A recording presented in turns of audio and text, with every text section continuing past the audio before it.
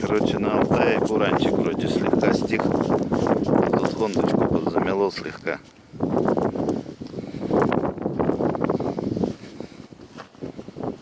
Немножко я тут сейчас в машину залазил. Вода попала. Самое главное, масло хотел проверить. Тут что-то, короче, все в снегу.